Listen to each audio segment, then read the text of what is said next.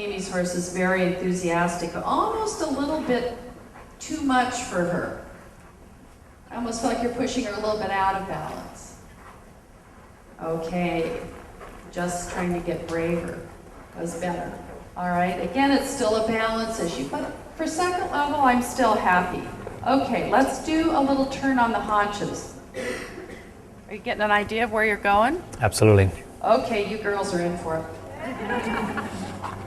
Okay, practice a few down there. What's the difference between a walk pirouette and turns on the haunches? Size. What else? What kind of walk is a walk pirouette done in? Collected walk. What kind of walk is a turn on the haunches done on? Medium. Okay, so one difference is the kind of walk. So if I'm doing a turn on the haunches, I can make it bigger. Okay? Now the FEI finally put in the rule book, which I think is great, how you finish a turn on the haunches. All right, so if this is my line and I'm doing a turn on the haunches, I don't half pass back to the line. All right, you come here and you go straight ahead. You now look at the judge and say, finish. Okay, and then you walk a little diagonal line back. All right, we see too many people half passing back. And that's really a bad habit to put in the horse because you're going to lose control in your canter pirouettes if you do that. They're going to start turning without you really wanting them to turn. So a walk pirouette has to be smaller because you're in collected walk, which would be higher and more active. And it says in the rule book the inside hind should go up and down, so it should be more on the spot. So then you don't have because we see so many fabulous walk pirouettes, right? Yeah. Anyway, and they're so easy, they've taken them out of Grand Prix. You don't have to do them anymore at Grand Prix, or you don't have to rein back at Grand Prix anymore. And pretty soon, Anki's test will have no halt and no walk. Okay? So, once we're talking about the pirouettes, then we're talking more about the size. The turns on the haunches are pretty large. What's the essence? What's the most important thing in a turn on the haunches or a walk pirouette? Rhythm. Maintaining the rhythm, meaning the hind legs move, the legs move. So if they do this and stick, okay, that's a fault. If the haunches go totally the wrong direction, that's even worse than sticking, okay, because that's totally nothing to do. Which way should the horse have bend or position at all in the turn? In the direction of the turn. For those of you who think you don't need to pay attention to that. Most judges can look at the legs and the bend at the same time. Okay? So you're not going to get away with anything by counter bending in those turns. All right, pay attention to that. Okay, ready? Okay, Amy, do you want to go first? And let's go across the R and S line. So at S, turn right.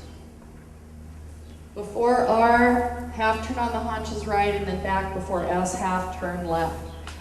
And to be really honest, when you're a judge judging in the different seats, these can look really different, depending on where you're sitting. Because I watch the scores come up on the scoreboard sometimes, and I was like, Okay, so it was very controlled, technically correct, all right. 7 or an 8, why not a 9 or a 10? Because it needs more activity. Whoops, there's a step out.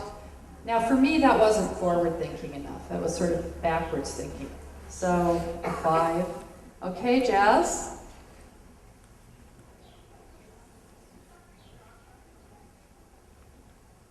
And you know, at the end of the day, if Kim gives one score, I give one score, and we're a little bit apart. At the end of the day is that the best horse wins.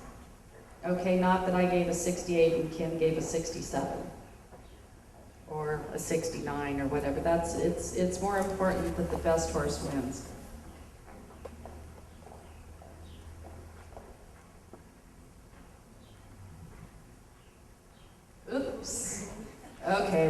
got a 4.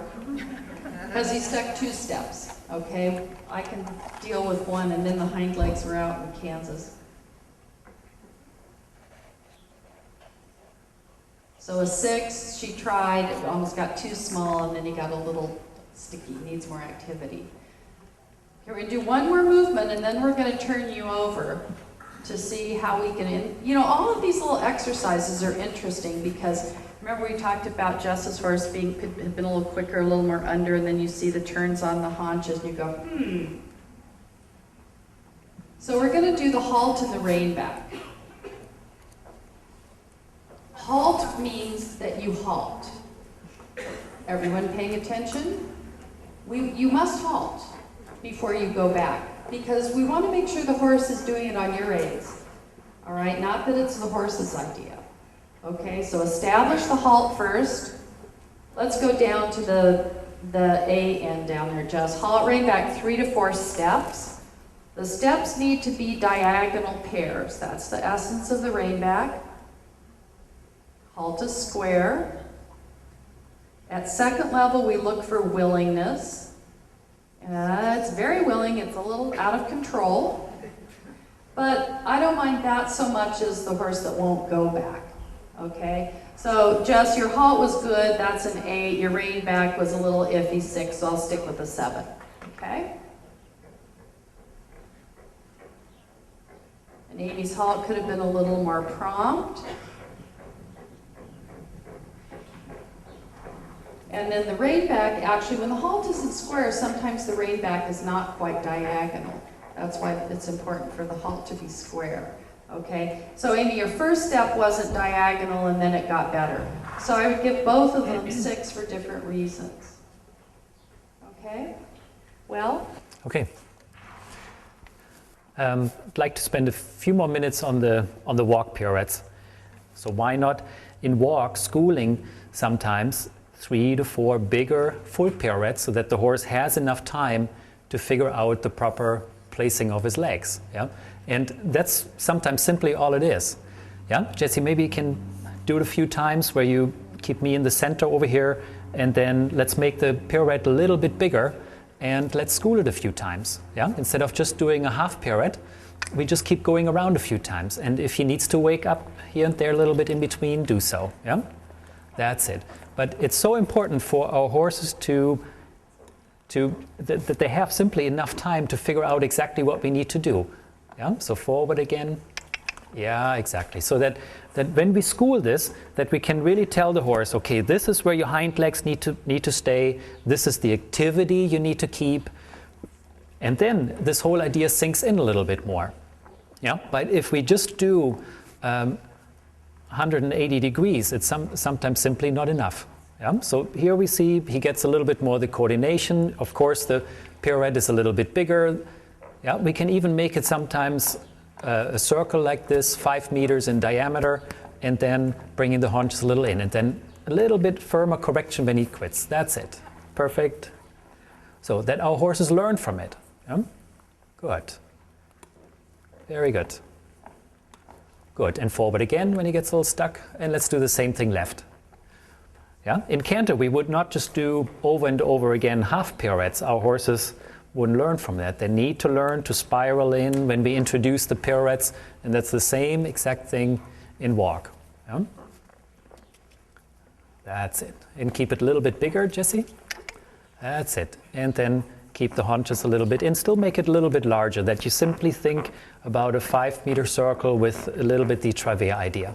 If he needs to go forward a moment, get out of it, that's perfectly fine too. Yeah? We can see sometimes he anticipates a little bit against the inner leg here.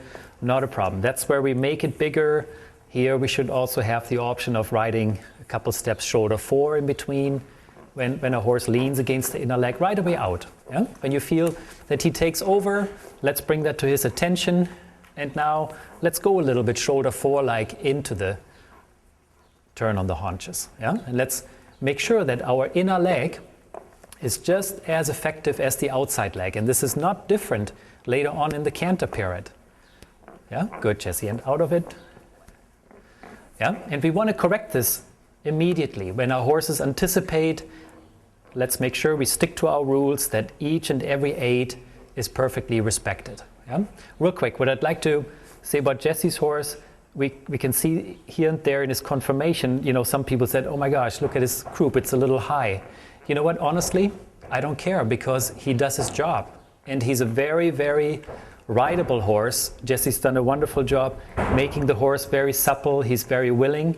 If I would have the choice between him and a horse that has, maybe of a different conformation, a lower croup, but is not really that rideable, I would pick this one. Yeah? Okay, Jesse, for a couple more minutes, let's go into that shoulder in. And I think what we talked about this morning was showing real quick the difference between the engagement of the hind leg and the activity of the hind leg. Yeah? Yeah, let's go to the right. We had some engagement, but here and there we simply lost a little bit of activity. Yeah? And we can see once in a while he needs to wake up a little bit. So the solution is actually fairly simple at that time. We simply ride him just a touch more forward throughout the movement. When we start the shoulder in, a lot of horses feel that it's a lot harder to engage the inner hind leg, so they slow down. Yeah? And we lose then a little bit the activity. Yeah? Jesse, I'd still like to see just a touch more forward tempo in that. And exactly, you can go in between, forward, when you feel that shoulder in causes a loss of energy, simply a couple steps straight, and then we go again. Yeah? Good. And straight, and send him forward again. Good. And shoulder in again. I like this one the best over there. Yeah? Very good. Okay. Good. And Jesse, let's do the haunches in also with the same idea. Everything just a touch more forward. Not more angle than this. Very good. And when a horse, Jesse, and walk a second, that's great. And when a horse is this established in the haunches in, we can go later on, we can certainly come to this, but the next step for this horse would be to do the same movement once on the diagonal. And we go on the diagonal a little bit, haunches in, trying to keep the shoulders on the line. And now we're moving the haunches a little bit in, and before we know it, we have a perfect setup for a little half pass. Yeah? Okay, Amy, when you're... Let me just say, it's important that with Jesse's horse, riding more forward and then letting the movement collect the horse, rather than trying to, quote, collect before the movement. With this kind of horse, it just makes him too slow. Yeah, and it is very tempting with horses that have naturally a little bit more cadence. When the back is swinging, it is very tempting to ride everything just a touch slower, because we feel a lot of movement underneath us. But that doesn't mean that the hind legs have enough activity. Yeah? So very tempting, and therefore, to me, always so important to have somebody on the ground. Okay, Amy, when you're ready, a little sitting trot. And also on the circle over here, have him going nicely uphill. And I always appreciate the horses that have a little bit more thoroughbred in them. On his mother's side, it's full thoroughbred, correct? Oldenburg thoroughbred. Oldenburg, yeah. And therefore, I always like when the horses are naturally a little bit hotter, that they still can be presented in a very nice and calm way. Yeah?